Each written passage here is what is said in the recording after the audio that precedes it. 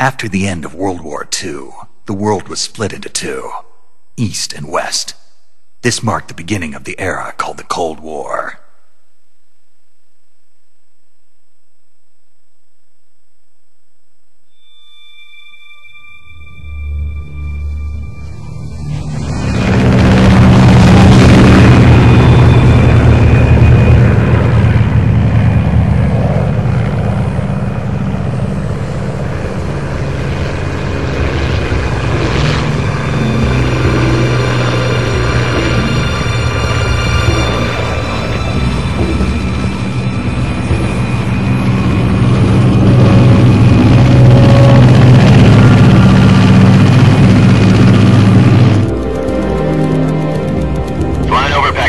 Altitude 30,000 feet. Approaching Soviet airspace. 20 minutes to drop off. Commencing internal depressurization. Equipment check. Arm main parachute. All right. You ready to go? Drop zone still showing a high pressure mass. Cab okay. Good. We've got high visibility.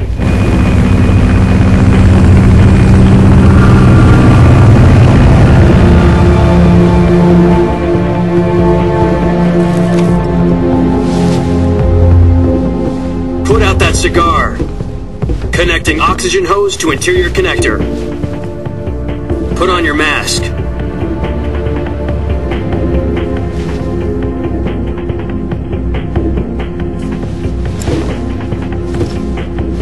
Does this panty waste know what he's doing? Approaching release point. 10 minutes to drop off. Hey! Are you deaf? He said put out the cigar and put on your mask.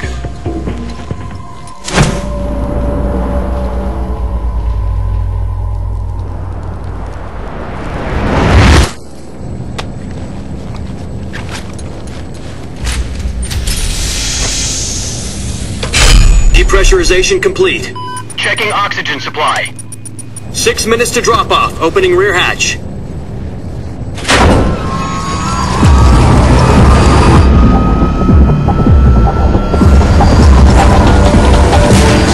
Sunrise.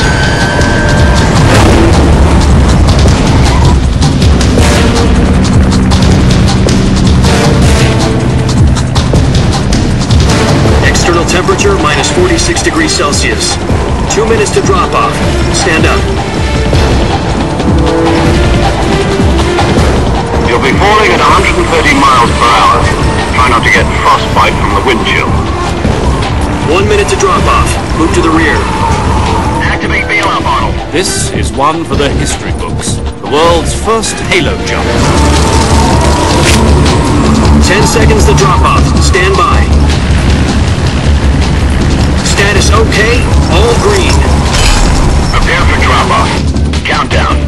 5, 4, 3, 2, 1. Spread your wings And fly. God be with you.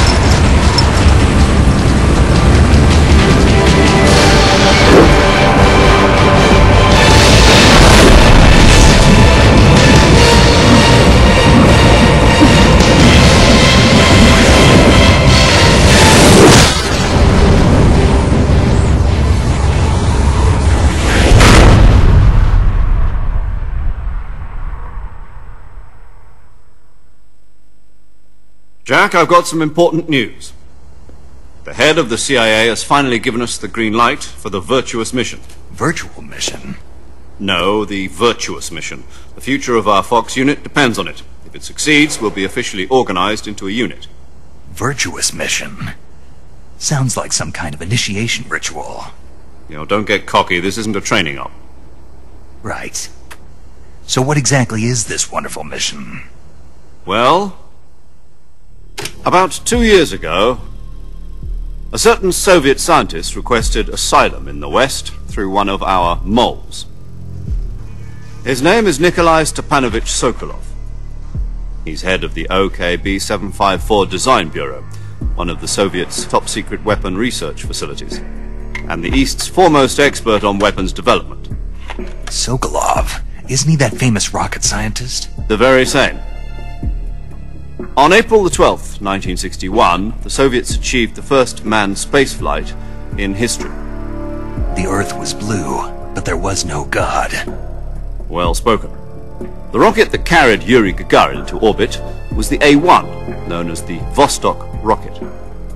Sokolov is said to be the man most responsible for the multi-engine cluster used in that rocket. After Gagarin's flight, Sokolov left rocket development to become the head of the newly established Design Bureau.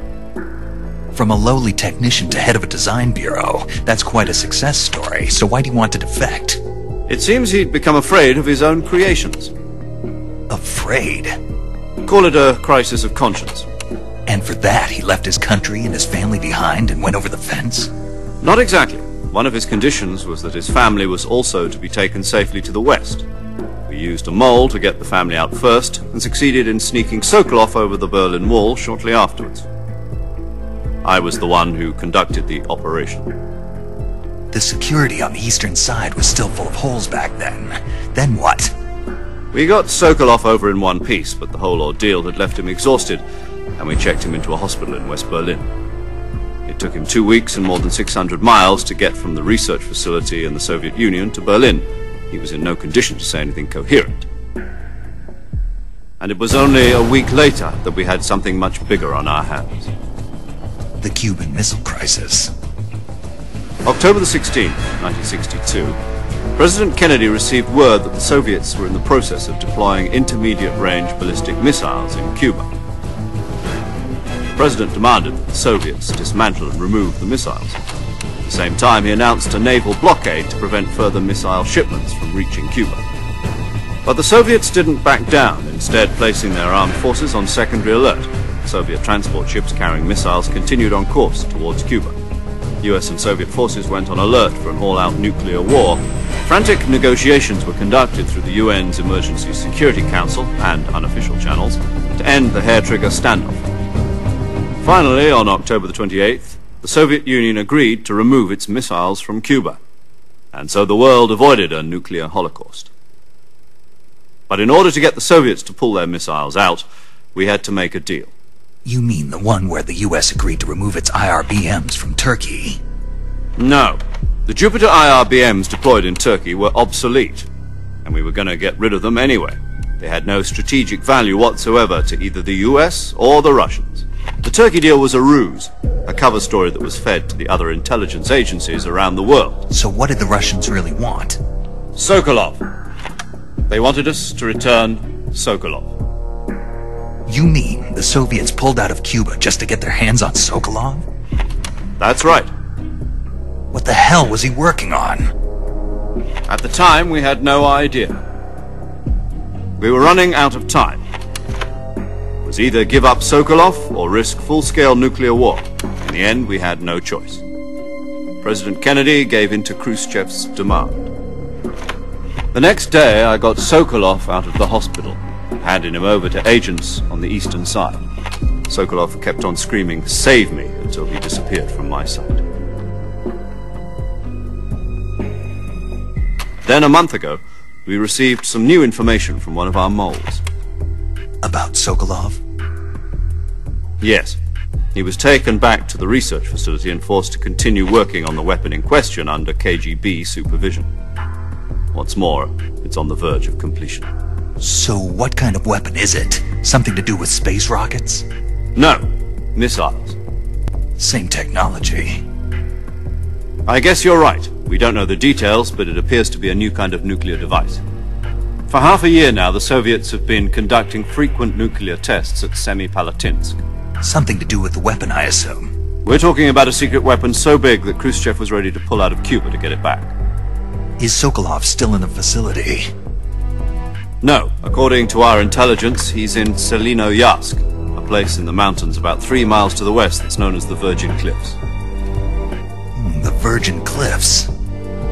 Nice name for a virtuous mission. They moved him there just recently. Why? Apparently, they're conducting a field test of the weapon, but it's our best chance to get him back. This mission would never have been possible if he was still in the research facility. This is our last chance. Sokolov must have known that too when he contacted us.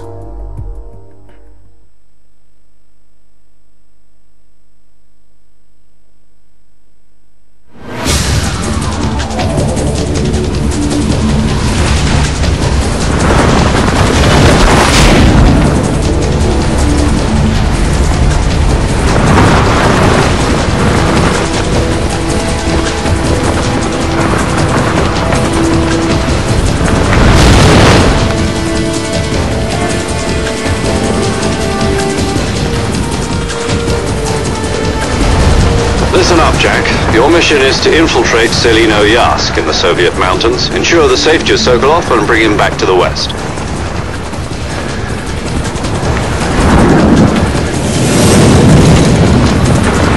If we don't get Sokolov back before that weapon is complete, we'll be facing a major crisis. The clock is ticking.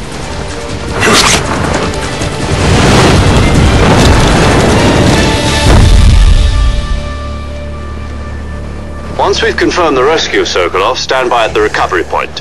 A recovery balloon will be dropped at that point. Helium will be pumped into the balloon to inflate it. The process takes about 20 minutes. Once it's complete, the gunship's arm will latch onto the balloon and pull it up. The Fulton surface-to-air recovery system. I'm familiar with the theory. Take it easy. It's been combat-proven. Do you think Sokolov is up to it? The shock will be less than during a parachute jump, and the arm can handle up to 500 pounds. So you're planning on going over the border in a single combat talent? She's equipped with two 6-barrel 20mm Vulcan cannons, as well as two 40mm machine guns. Sounds like she could hold her own against a battalion of tanks. Even with the fuel in the reserve tank, we're facing a 4-hour time limit. If all goes well, it shouldn't take more than a few hours. Home in time for dinner. But if anything goes wrong, you'll be eating dinner, breakfast, and all the rest of your meals in the jungle.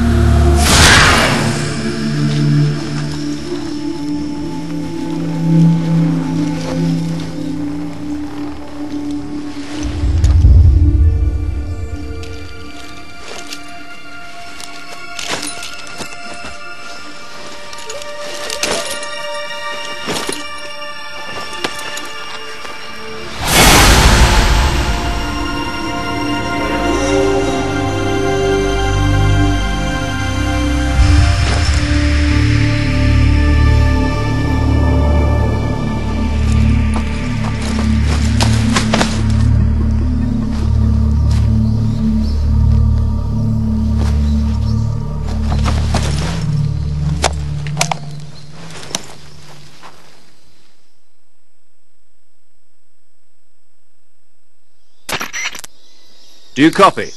You're already in enemy territory, and somebody might be listening in. From here on out, we'll be using code names to refer to each other. Your code name for this mission will be Naked Snake. I'll be referring to you as Snake from now on. You're not to mention your real name. Snake? What, you don't like snakes? What do you mean? Well, you've eaten one before, haven't you? In survival training. I'm glad to hear that. I don't know if I'd ever order one in a restaurant, but... Be careful, you might not have a choice. What about you, Major? What should I call you? Let's see. I'll be Tom. Call me Major Tom. This will be a sneaking mission.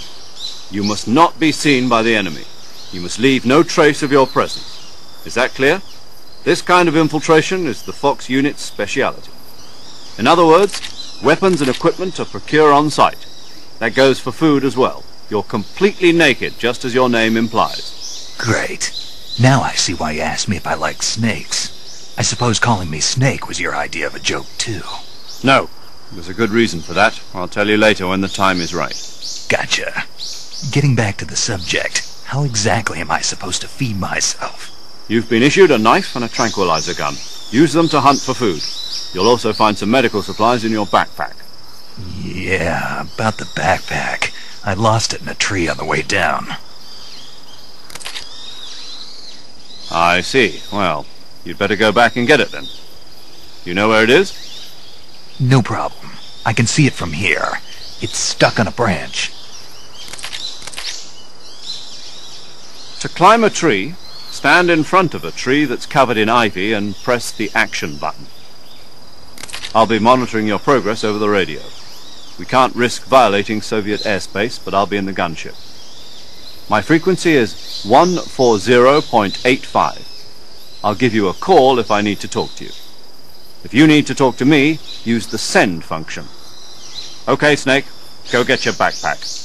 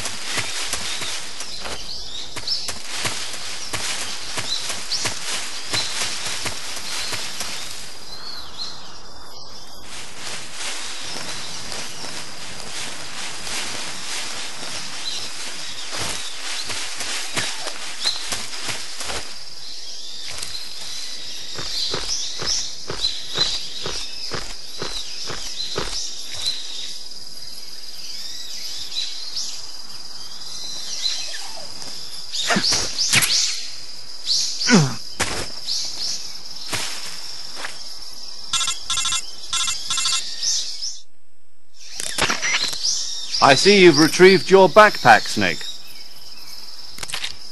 To equip a weapon, it's necessary to take it out of your backpack. In the survival viewer, choose Weapon from the backpack. Your available weapons will be displayed in a window in the upper left. From that list, choose the weapon you want to equip and press the Enter button. For other equipped items, just do the same thing from Item. Got it. Use the survival viewer backpack. Yep, that's right. Survival is fundamental to this mission.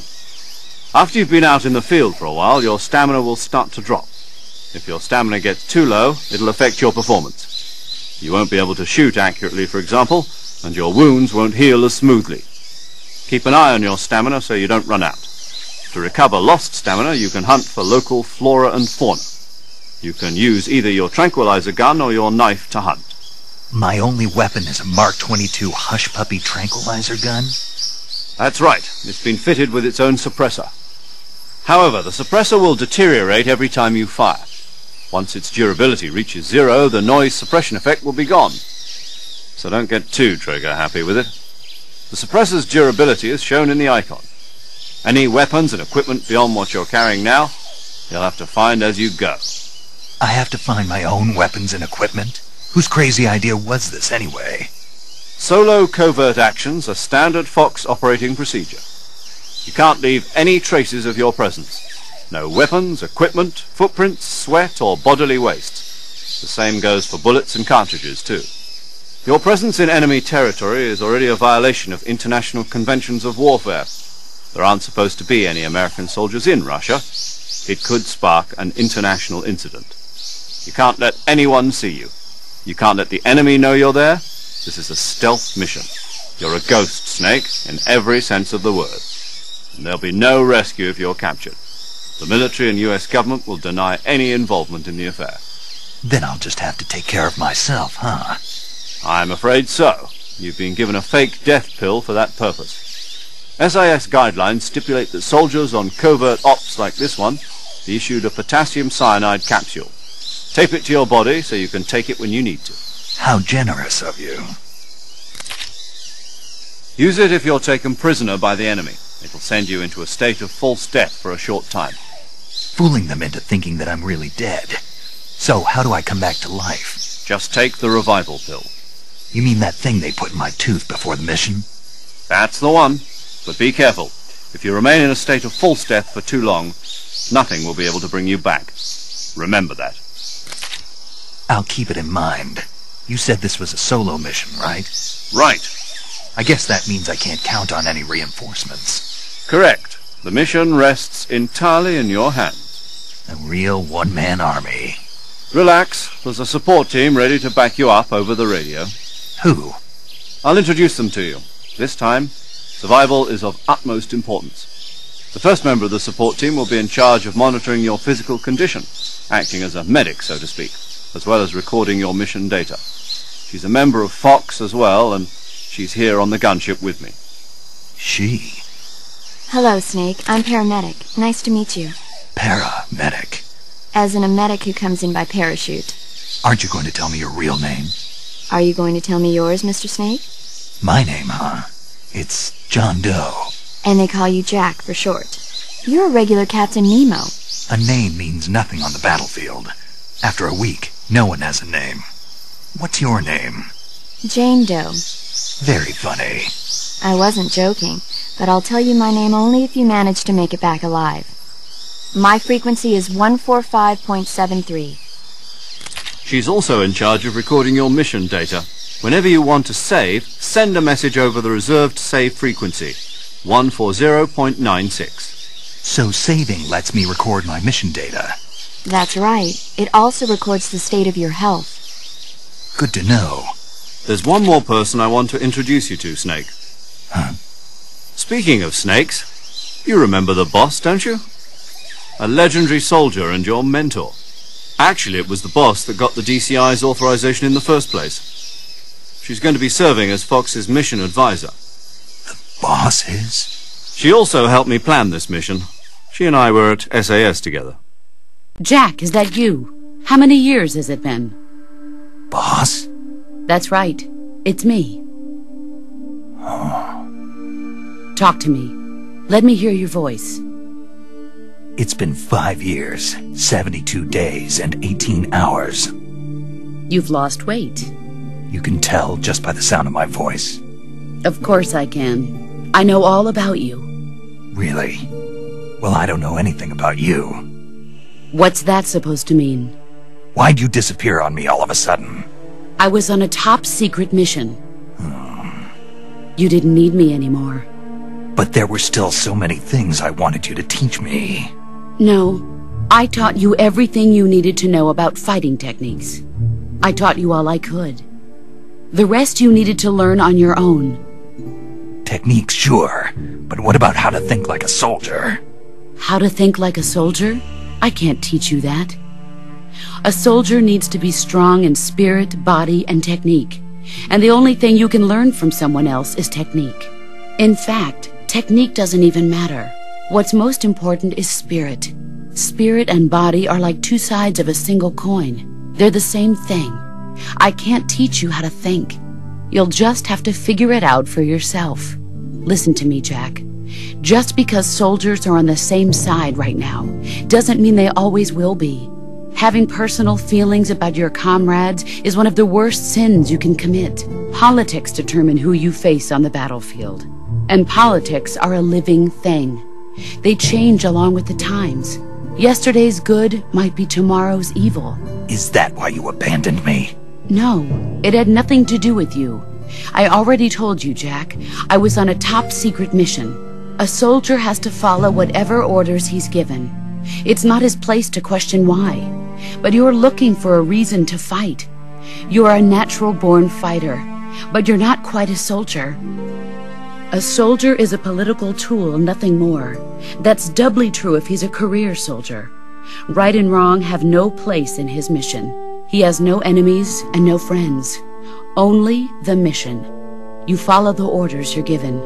That's what being a soldier is. I do whatever I have to get the job done. I don't think about politics. That's not the same thing. Sooner or later, your conscience is going to bother you. In the end, you have to choose whether you're going to live as a soldier or just another man with a gun. There's a saying in the Orient, loyalty to the end. Do you know what it means? Being patriotic. It means devoting yourself to your country. I follow the president and the top brass. I'm ready to die for them if necessary. The president and the top brass won't be there forever. Once their terms are up, others will take their place. I follow the will of the leader, no matter who's in charge. People aren't the ones who dictate the missions. Then who does? The times. People's values change over time, and so do the leaders of a country. So there's no such thing as an enemy in absolute terms. The enemies we fight are only enemies in relative terms, constantly changing with the times. As long as we have loyalty to the end, there's no point in believing in anything, even in those we love. And that's the way a soldier's supposed to think? The only thing we can believe in with absolute certainty is the mission, Jack.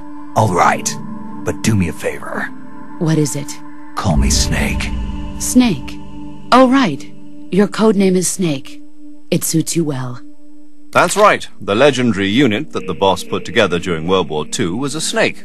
The Cobra unit, a group of heroes that brought the war to an end and saved the world. As long as you've got a legendary hero backing you up, you'll be fine. Isn't that right, Snake?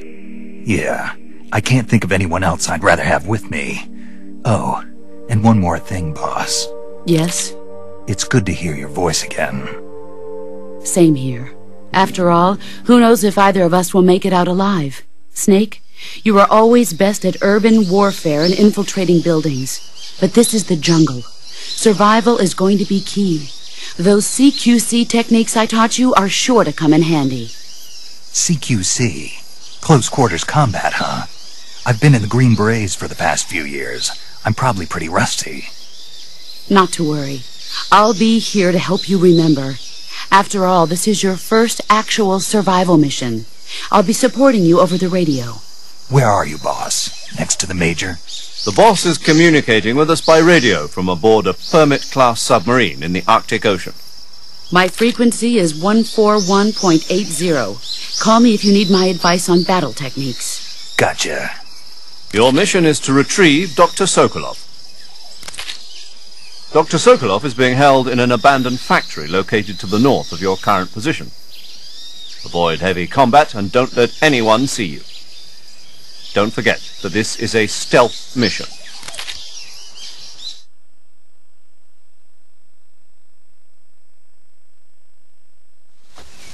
Snake, try to remember some of the basics of CQC.